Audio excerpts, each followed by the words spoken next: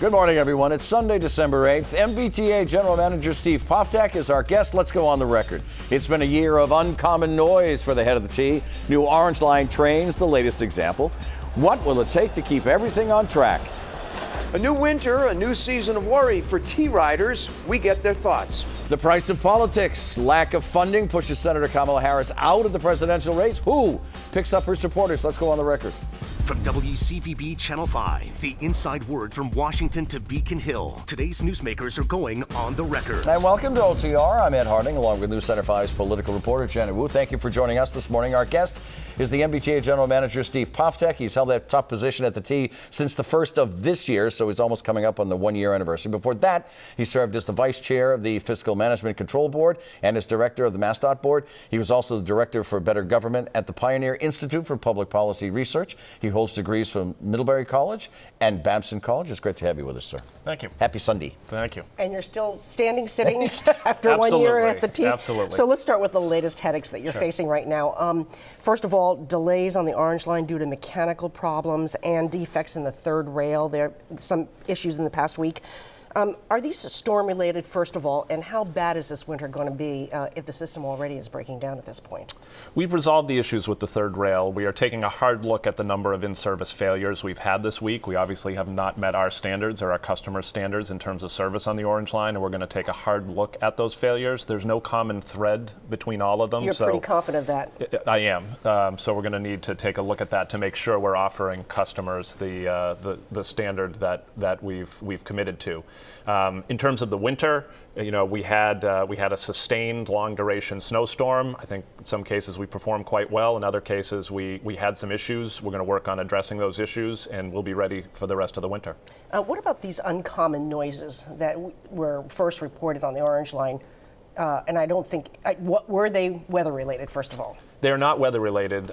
These were noises with the new Orange Line vehicles. We pulled those vehicles out of service on November 18th to address this issue.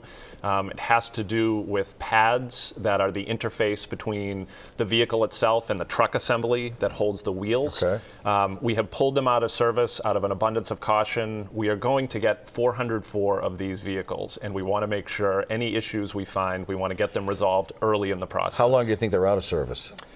They will be out of service until we resolve this issue. We are confident that this is not a long-term, that there is a technical solution. We have teams working on multiple streams. I can't commit to a specific timetable right now. And safety-wise, I mean, I understand you're telling me what the issue is, but I don't understand if it's the most safe, if it really is essential to the safety of the train. Safety-wise, where does it rank? This was caught early enough that it did not progress into a safety issue, and sort of because we don't know how far it would have progressed, I can't really answer the hypothetical whether it was going to be a safety issue, but our priority is safety and durability. These cars should be in service for at least 30 years. We want to make sure that we make the right decision for the long-term health of the vehicles. But for the average commuter, just the fact that the new cars are not working, even before they're really fully in operation, it's not even the old cars. I mean, that must make you a little nervous at the least. It doesn't make me nervous. It's frustrating. It's frustrating for customers. It's frustrating for us. However, this is not atypical in a vehicle acceptance process. We've had new vehicles on the Green Line where we've addressed a bunch of issues as we go to make sure that these vehicles are going to last and that the manufacturing process is doing everything right. This is part of the acceptance process for a vehicle. It just happens to be at a moment in time where customers see these vehicles, they appreciate the new technology and the quality of the vehicles. We'd like to have more of these vehicles in service. We'll do it as soon as we can. I wanted to talk about the calendar because winter, December 1st is the meteorological start of winter, and winter came early. But Boston itself was not hit all that hard compared to the suburbs. So give us a report card on the commuter rail. There were delays, right? But were you happy with its performance? I'm never fully happy with the performance of the system, and we definitely had some locomotive failures on the commuter rail that we're looking into to try to figure out, again, is there a common thread there, or is there preventive action we can take? I think we did pretty good in terms of snow removal. The buses were able to run quite well. We had some challenges, as you noted, on some of the rapid transit, the subway system. So overall, this was also a good first run for us in terms of not only the T staff, but also our contractors, making sure that we had all the systems in place that we need to manage a storm. Poor weather in Boston is not a first run. It happens all the time. Yep. So you can't be surprised by poor weather. You live in the poor weather. Absolutely, and this is when I say first run, this is sort of the first run of the season. In some cases we've got new contractors. In some cases we have staff who just started at the T, getting everyone on the same page. We essentially ran our emergency operations center from Sunday morning to Tuesday evening, given the long duration of the storm, and getting everyone used to the tempo of how we deal with this weather. So Governor Baker was sitting right in that seat just a few weeks ago, and when we asked him about the T and about the winter and stuff, he said, quote, "I think people will have a winter where the T will be there when it needs to be." Based on just what happened this past week, how confident are you that he is going to be able to stand on that? I'm confident. I always think we can do better, and I think we need to address some of these issues. Obviously, I'm not happy with particularly the Orange Line, and I'd like to make sure that we address some of the commuter rail locomotive failures. I always think we can do better, and that's the message I give back to the staff: is that we always need to be. We need to be improving, and we need to learn something from every one of these incidents. So let's talk about money, which is sort of the basis of everything as far as the T is concerned. You're going to the board next year to ask for a supplemental budget, apparently, and you need to borrow money from the capital budget to pay for some of the operating costs. Do I have that right? Let me clarify that. We get an appropriation from the legislature that we can either spend on operating costs or on capital costs.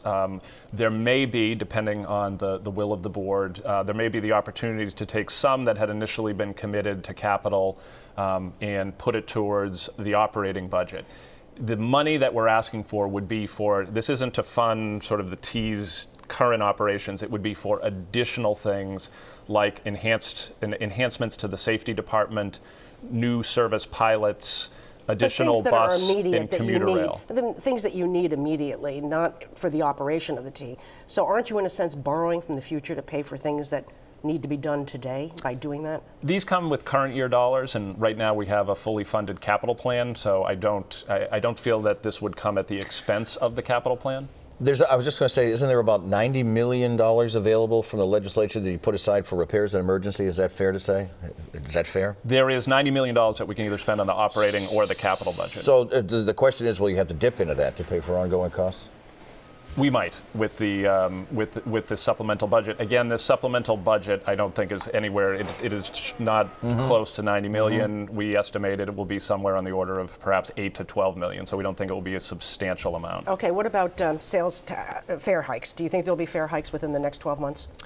No, in fact, we are statutorily prevented from doing that, given that we just hiked fares. We have to take at least a 2-year hiatus before we do another one. And what about a gas tax hike? Do you support that? Do you think that's a good idea to help pay for some of the T's costs?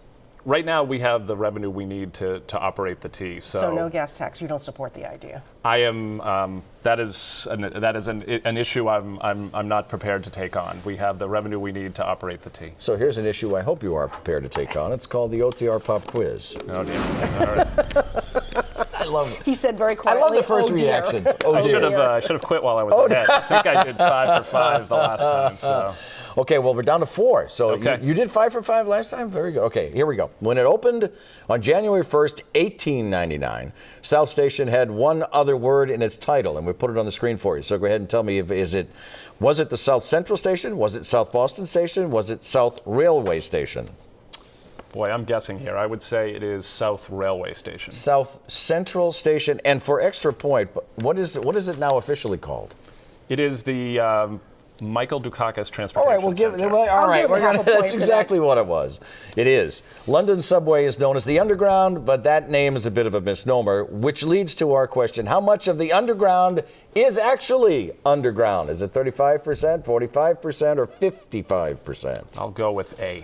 It is 45%. So far, I've been guessing. You've been guessing the same answers that I guessed when I saw the quiz. So is he 0 for 2 or 1 for 3? Okay, I'll give him a half out of 2. Oh, you get a half out of that one. Okay. Half for 3. By the way, the Underground does not operate on Christmas Day. There's a little nugget. We'll be right back with Steve Poptek and the T and the OTR Pop Quiz.